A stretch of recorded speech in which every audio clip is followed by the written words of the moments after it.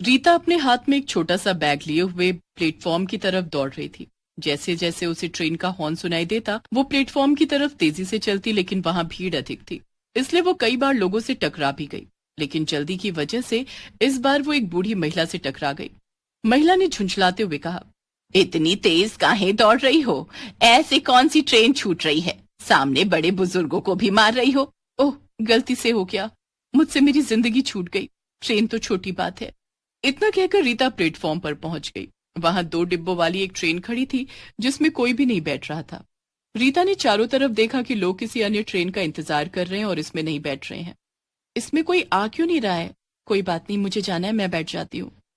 तभी train horn देने लगी। रीता ट्रेन के अंदर चली गई। बाहर से एक महिला ने आवाज लगाई, आपको इस ट्रेन में नहीं जाना चाहिए। आपने देखा नहीं कि इसमें कोई नहीं जा रहा?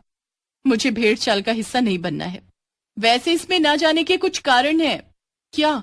जिस ट्रेन में तुम बैठी हो ये तुम्हें कहीं नहीं पहुंचाएगी, बल्कि मौत से भी मिलवा सकती है, इसलिए थोड़ा संभल कर चलना। वैसे जिंदगी भी तो मौत से ही मिलवाती है, इसलिए आजकल मुझे किसी से डर नहीं। अजीब पागल है। ट्रेन चलने लगी। रीता को भी अब डर लगने लगा था। यहाँ बहुत अजीब माहौल है, मुझे यहाँ नहीं आना चाहिए था। तभी वहां बहुत घना जंगल आया। जंगल में बहुत तेज तूफान आया हुआ था। ट्रेन वहीं रुक गई। रीता ने चारों तरफ देखा, लेकिन उसे कुछ भी दिखाई नहीं दिया। डर की वजह से रीता ट्रेन से नीचे उतर गई। ट्रेन चली गई। अब रीता तूफान में उस जंगल में अकेले खड़ी थी। अरे नहीं, ट्रेन तो चली गई, मुझे यहाँ नहीं उतरना चाहिए था। रीता ने दौड़कर ट्रेन को पकड़ने की कोशिश की, लेकिन ट्रेन ने अपनी रफ्तार पकड़ ली। वो बेचारी थक कर नीचे बैठ गई। तभी बहुत तेज बारिश शुरू हो गई। तभी रीता की नजर एक गुफा के दरवाजे पर पड़ी।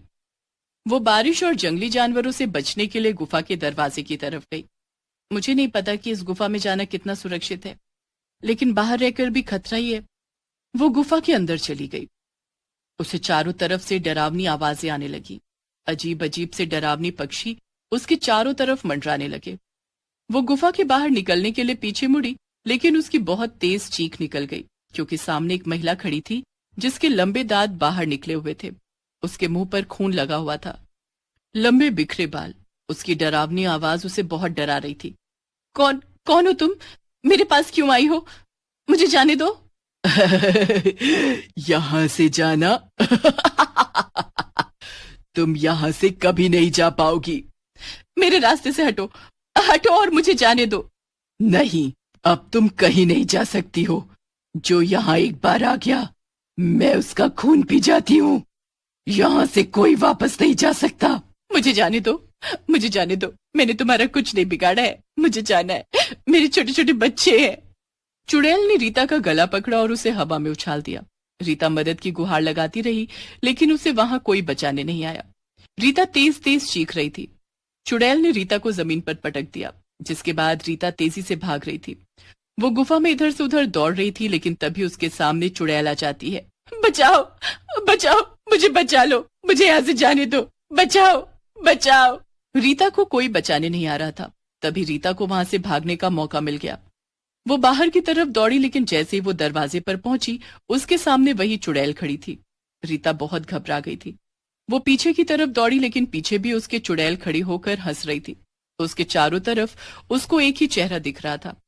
हंसती हुई चुड़ैल उसको बहुत डरा रही थी। रीता बेहोश होकर गिर गई। आसपास के लोग भी भूतिया गुफा के बारे में जानते थे, इसलिए कोई भी गुफा की तरफ नहीं जाता था, क्योंकि जो भी गुफा की तरफ जाता था वो कभी वापस नहीं आता था। इसलिए सभी के दिल में उस भूतिया गुफा के लिए खौफ था। कुछ समय बाद रीता की आंख खुली तो सामने एक तांत्रिक खड़ा था। आंख खुलते ही रीता वहां से भागने लगी। तभी तांत्रिक ने उसे रोका। रुको बेटी, जी? तुम मुझसे डरो मत। मैं तुम्हारी मदद के लिए यहाँ आया हूँ। मुझे यहाँ से बाहर निकाल दो, मैं यहाँ से बाहर जाना चाहती हूँ, मुझे बाहर जाना है। ये भूतिया गुफा है, इससे बाहर निकलना मुश्किल है, लेकिन असंभव नहीं है। मैं आपके आगे हाथ जोड़ती हूँ, मुझे इस भूतिया गुफा से बाहर निकाल दीजिए।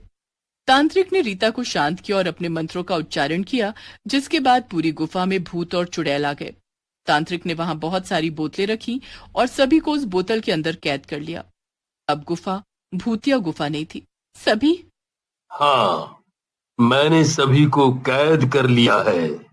आपने उस दिन से सभी को कैद क्यों नहीं किया था? ये भूतिया गुफा बहुत खतरनाक थी, इसीलिए उस दिन से मैं इस सब की तैयारी कर रहा था। मैंने इस गुफा को भूतों से मुक्त करने के लिए सिद्धि की, पर आज मैंने इसे मुक्त कर दिया है। अब सभी लोग निडर रह सकते हैं। मैं इस गुफा के बारे में जानना चाहती हूँ। बहुत समय पहले की बात है। शहर से 10 लोग गांव में रिसर्च करने आए थे। वो दिखने में गांव वालों से अलग थे। गांव के लोगों ने शहर नहीं देखा था, इसलिए वहां के लोगों के बारे में, उनके रहन सहन के बारे में कुछ जानते नहीं थे। जिसके बाद गांव के लोगों ने 10 लोगों के समूह को परेशान करना शुरू कर दिया। उन्हें गांव में रहने नहीं दिया गया, इसलिए वो इस गुफा में रहने लगे। लेकिन एक दिन जब वो लोग अपना भोजन बना रहे थे, तभी कुछ गांव वाले उनके पास आए। ओए, तुम लोग जल्दी से जल्दी इस गांव को खाली कर दो, वरना तुम्हारे लिए अच्छा नहीं होगा। हम यहाँ सिर्फ बस बहुत हो गया, अब तुमको यहाँ से जाना होगा। हमें तुम लोगों पर शक है। अगर तुम यहाँ से नहीं गए तो तुमको कुछ भी सहना पड़ सकता है, इसीलिए आखिरी चेतावनी को समझ जाओ। हाँ, हमारा विश्वास कीजिए, हम गलत लोग नहीं हैं। देखो, हमें अपने गांव के लोगों की बहुत चिंता है। तुम यहाँ जरूर कुछ नुकसान पहुंचाने आए हो। दोनों पक्ष आपस में बात कर रहे थे कि तभी गांव के एक व्यक्ति ने भोजन में जहर मिला दिया और फिर सभी लोग चले गए। जिसके बाद पूरे समूह ने भोजन किया। उसमें जहर की वजह से सभी लोगों की मौत हो गई। सभी लोग तड़प तड़प कर मर गए। गांव के लोगों ने उनकी मौत पर जश्न मनाया, जिसके बाद रिसर्च करने आए सभी लोग भूत बन गए और लोगों को परेशान करने लगे। बस इस गुफा की इतनी सी कहानी है। लेकिन यहाँ पर इतने सारे भूत कैसे आ गए और ये गुफा भूतिया कैसे बन गई? 10 लोगों की आत्मा ने दूसरे लोगों को परेशान करना शुरू कर दिया और फिर बहुत सारे लोगों को मौत के घाट उतार दिया। जिसके बाद देखते ही देखते ये गुफा भूतिया हो गई। आपने उस दिन से रोकने की कोशिश क्यों नहीं की?